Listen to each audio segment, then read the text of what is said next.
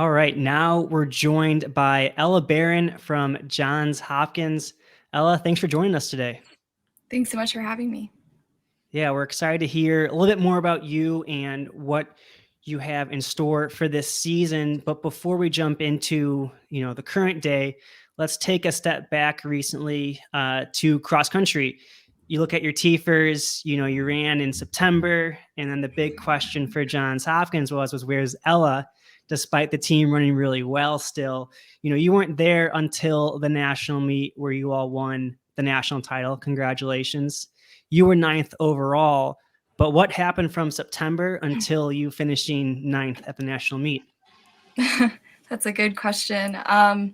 So yeah, right after Iona, I was feeling really good going into the race. But coming out of that meet, I felt something really familiar, and I'm definitely no stranger to injuries. And I put myself in a boot because it was hurting to walk, and so I didn't even try running. And then shortly after that, I found out that I had a stress fracture in my calcaneus, which is my heel bone. And I actually had the same injury a year ago, so the summer of 2020. So it seemed really familiar, and there's a reason why. So it was good to get an explanation behind that. But yeah, so it was kind of just stopping all running and trying to minimize the amount of forces I was putting on my foot and trying to think of other options so that I can be back when it mattered more. How soon before the national meet did you get back to actually running? So my first land run was 2 weeks before nationals, Wow. and prior to that, I was able to alter G like 2 or 3 times a week. I tried to add in some alter G workouts, but my hamstrings hated me, so I like kind of had to stop that since it was kind of pulling on the back of my knee and causing knee pain. So yeah, 2 weeks out from nationals was my first land run, and then I was able to do two or three workouts on land, like around 15 minutes of hard effort before then. So I at least had some familiarity going into the meet. But yeah, so it was definitely a gamble. I'm not used to going into meets, especially national championships, feeling underprepared, and so it was a little bit up in the air. But I'm definitely glad that I was able to contribute, and that was really the goal for me that day, was to put my best foot forward and contribute as much as I could. Yeah. Well, congrats. That's awesome, especially after only running for 2 weeks. Thanks. Yeah, what was your mentality like heading into the race? Did you expect yourself to be as far up in the pack as you were? Definitely not. I was really concerned that I would kind of hit a wall around 4K. So the goal was, or the plan going into the meet was for me to pack run with the team like we've been doing all season.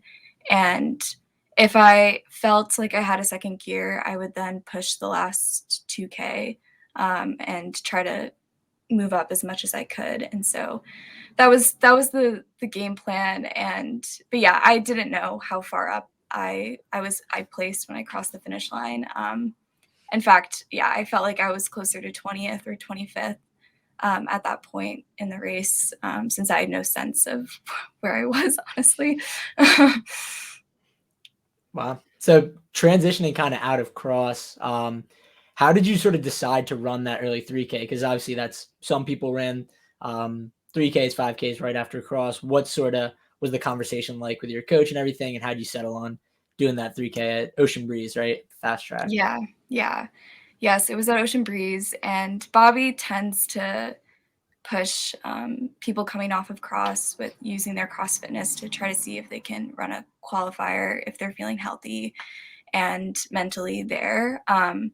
And so since I had only raced nationals, and I mean, all of cross country was definitely not a break for me since I was still cross training, but I felt like I had another race left in me before taking a longer break right before finals. So So yeah, I was just feeling I was feeling motivated, and because of the ongoing pandemic, I wasn't really sure what sort of opportunities would be available for our team in January. Obviously, we were all hopeful that we would have a normal indoor season, but I know that we're seeing that spectators now cannot come to meets. So I think I just wanted to take the opportunity when I could, and definitely glad that it worked out. You mentioned you were only running on land for 2 weeks prior to the national meet. What what sort of workouts or what sort of mileage were you being able to do from the national meet to that 3K? Let me think. I want to say like high 20s, low 30s. Um, I'm a pretty low mileage person in general, so I don't really go much higher than 45 miles a week. That's kind of where my body taps out. So yeah, like I would say like low 30 miles a week going into the 3K is probably where it's at. Yeah, hearing that and how much cross training you were doing, I think a lot of times people when they're hurt, like, oh, I'll go on the bike for 30 minutes or I'll swim for 20. What sort of cross training were you doing to kind of keep yourself at this All-American level? Yeah, so I got really into biking. This injury, it kind of changes depending on what I'm dealing with. So in the past, I would swim for like an hour to an hour and a half, and or aqua jog. But this time, since it was a relatively low grade stress fracture, I opted to bike. And so I would bike probably anywhere from an hour to 2 hours, 2 hours for like to simulate a long run. And then I would simulate workouts on the bike as well, which would probably add up to be like an hour and a half of work. And then I would have easy bikes where I'd just go and bike an hour to 75 minutes, just really whatever I felt like and was mentally able to do that day. Was that like stationary bike or were you outdoors? Yes, it was stationary bike. Yeah, Jeez. Baltimore is As not the is not the as most bike-friendly city. right. As mental strength building right there. Yeah, for sure.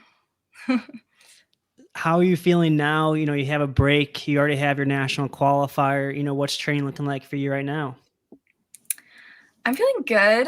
Training is going well. It's just like a couple workouts a week, and I finally got back up to my typical mileage of 40 to 45 miles. So I'm looking to hold that there and maybe lengthen my long run a little bit, but definitely getting into some faster pace stuff. I haven't really touched fa- uh, my mile race pace since outdoor of last year until this past week. So that was a little bit of a transition. But yeah, I'm looking forward to upcoming races and hopefully putting down some faster times. Really just looking to improve my 3K and mile PRs this season. And what are kind of the goals going forward? Because last year outdoors you were second in the 15 and the 5K. Yeah, is it going to be similar focus this year for outdoors and then indoors kind of mile 3K? Yes, yeah. The plan right now is mile 3K, maybe a DMR. So yeah, I really things are just up in the air. We'll see where our DMR is going into nationals because I know that that's a priority for Bobby. He's a big DMR guy, and also just my teammates trying to get as many people to nationals as we can. So, um, but yeah, I definitely want to also a little bit emphasize the mile and 3K and just trying to score as many points as I can in indoor, and try to go after a team podium finish. Yeah, we'll see. Nice. Yeah, one question, I think a lot of people are curious as you're the first woman from Johns Hopkins we've spoken to, this past cross country season, and this is obviously a track show, but it kind of goes into your track culture as well. You all won your seventh in the past 9 years. What's it like being a part of just a dominant dynasty? I know you have some track and field folks as well that can kind of help put the pieces together for a track team, but primarily this track season, I'm sure, a lot will be relied on the distance squad to bring you some points. So what's it like kind of being a part of that culture in that dynasty? Yeah, I mean, it's great. It's part of the reason why I came to Hopkins. I had a really close team in high school, and so that's kind of what I was looking for in college as well. And just people really they love running and they love spending time together. And yeah, I think like going into nationals this year, we knew that we really wanted to carry on that legacy, and so that definitely adds a little bit of pressure, but at the same time, it's a lot of fun to be a part of it, and just recognize that you're, like, going through this with your teammates, and that's a really big emphasis on in our program, starting with coming from Bobby and then all the way throughout the team is just really focusing on relationships and, forming those bonds that will transcend college. So it's been really, really special, and I'm definitely thankful that I've been able to contribute on the national stage now as well. Nice. Any big time goals that you want to throw out? Or if you want to keep them under wraps, understandable. But mile starts 4:57, right? That new 3K PR 9:36. Any big times you're chasing? Yeah, I um I'd probably want to run as close to 4:40 as I can in the mile. So just not a specific time goal. I think I would be happy with a lot of Yeah. things, but and then specifically in the 3K, I actually ran a 9:30 time trial in September, so I definitely want to officially break it, and I have my eyes on 9:23 or 9:24 because that's our school record. So Nice. Awesome. That Best of luck with those. Yeah. Yeah, and thanks. that 4:40 time, that's a mile D3 record. We Yeah, saw it would Aiden be. just did 3K record. We're gonna see a mile record this year. Potentially, we'll see. Awesome. We love it. 'Cause yeah, I think this is gonna be a big season for a lot of D3 folks and breaking records, and it's exciting to see right now. So best of luck to you. And thanks so much for joining us on The Double, our brand new YouTube live show. Yes. Thank you, Ella. Thank you. Thanks for having me.